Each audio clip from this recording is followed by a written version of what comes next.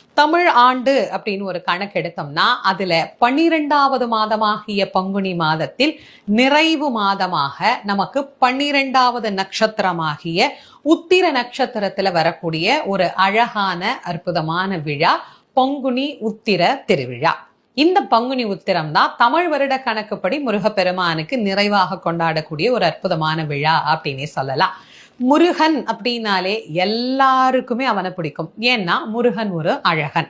அழகனை விரும்பாதவர்கள் யார் இருக்கிறாங்க?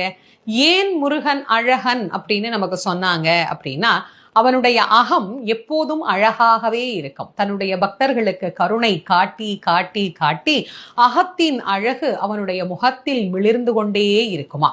பக்தனுக்கு மட்டுமா கருணை காட்டினார்? பகைவனுக்கும் கருணை காட்டக்கூடிய வள்ளல். அதனாலதான் அவர் எப்போதுமே அழகன் அப்படின்னு பேசப்படுகிறார். அந்த அழகன் முருகனை நாம் கொண்டாடக்கூடிய பல விழால ஒன்றுதான் இந்த பங்குனி உத்திர திருவிழா. அந்த அழகான முருகப்பெருமானுக்கு கல்யாண விரத நாளாக எல்லா தெய்வங்களையும்